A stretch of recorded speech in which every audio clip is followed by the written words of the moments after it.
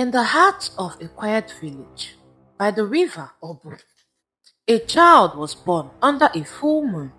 Her mother, Adanna, had prayed for years for a child, making offerings to the river goddess Ohammiri. When the midwife placed the newborn in her arms, the baby's eyes glowed an unnatural green before settling into a deep brown.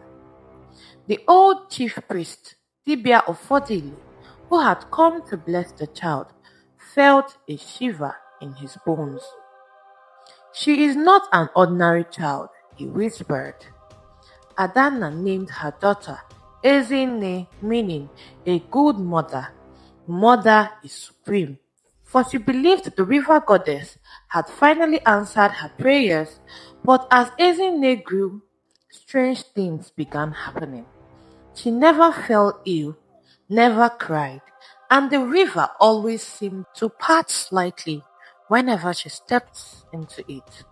The village women whispered that she was a child of the water spirits. One day, when Ezinne was 5, a jealous woman named Mbeke pushed her into the deep waters, hoping to get rid of her.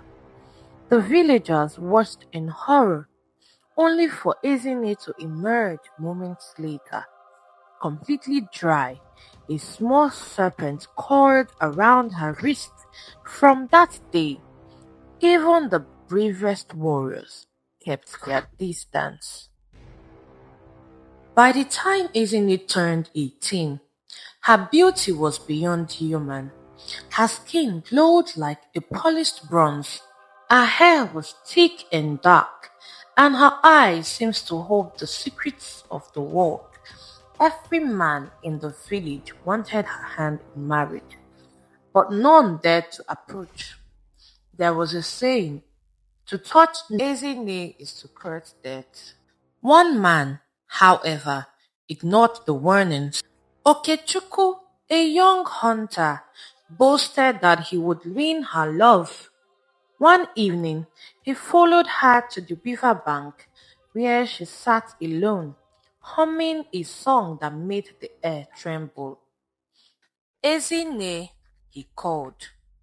She turned, her lips curling into a mysterious smile. Do you know what they say about me? Kechuku responded, I do not fear gossip. He said proudly, I will prove to everyone that you are just a woman. Ezinne sighed, standing to face him. You are brave, but bravery is not wisdom. Ignoring her words, Okechukwu reached out to touch her arm. A sudden wind howled through the trees, his eyes widening in horror as he saw something shift beneath her skin. Scales. The air was filled with a strange hissing sound, and before anyone could ask about him the next day, he was gone. The only sign of his fate was a long winding trail in the sand, as if something had been dragged away. Far away in the great kingdom of Aruchuku, Prince Obinna had heard tales of Ezinne's beauty. He was a man who conquered lands and claimed anything he desired. When he heard the stories, he laughed. Is she a woman or a spirit? I will take her as my wife and prove she is flesh and blood. Despite the warnings of his elders, Prince Obinna rode into the village with a caravan of warriors and gifts. When he saw Ezinne, he was struck with awe. No painting, no song, no poem could capture her beauty. I will marry you, he declared. The village held its breath. No man has ever dared say such a thing. Ezinne smiled, tilting her head. Marriage is a sacred thing, my prince, she said. Do you know the weight of what you ask?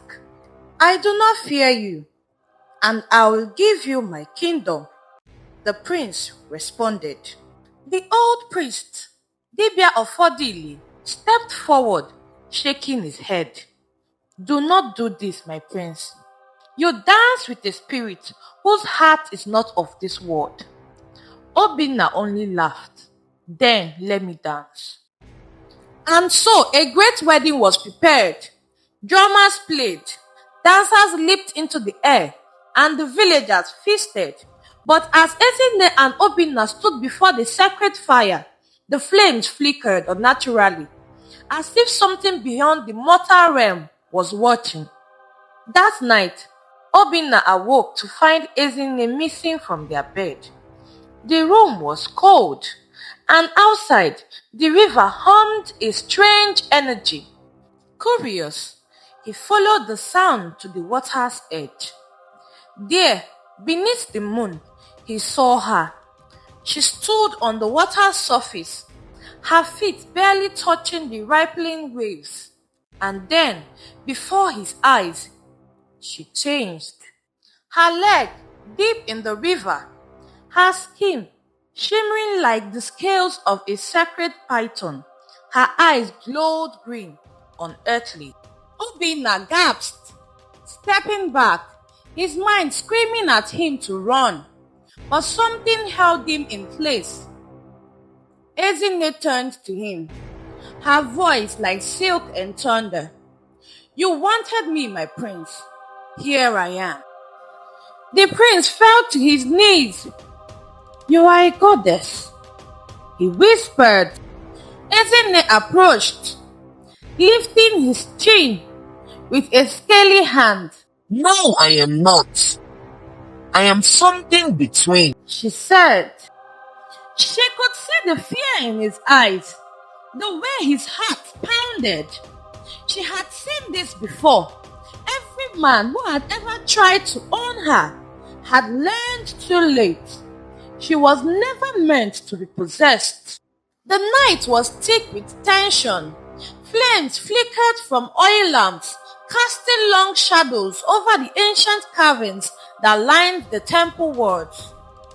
The next morning, the villagers gathered at the sacred shrine. Their chants rose in unison, summoning the river spirits to intervene in the growing conflict between Ezinne and the dark forces that threatened the village. Incense curled into the air, carrying their prayers to the heavens. Even as the elders sought divine help, a different gathering took place on the outskirts of the village. A group of jealous women, fueled by envy and resentment, had sought the aid of a dark sorceress deep in the forest. They knelt before her as an ominous fire blazed behind them. One of them hissed, She has bewitched the prince. She must be destroyed. The sorceress, her face shrouded in darkness, merely smiled. She lifted her arms, and the flames flared higher, their eerie glow illuminating her twisted features. Very well, she murmured. You shall have your wish. Above the village, the skies darkened as a storm gathered with unnatural speed. The wind howled, and the lightning carved jagged lines across the heavens.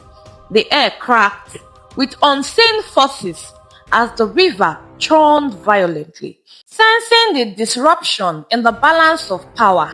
Then, from the depths of the forest, the sorceress emerged, her staff alight with dark energy.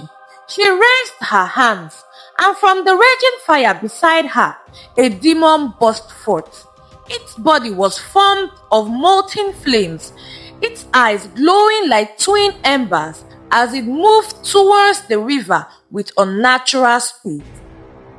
Sensing the danger, Ezinne stepped forward, her golden scales shimmering under the storm's fury. She stretched her arms towards the shining waters, her voice resonating with power. The river roared in response, and from its depths, massive water serpents emerged, their glowing eyes locked onto the advancing demon. They writhed and coiled, their scales shimmering like liquid silver as they prepared to strike. The battle erupted with violent force.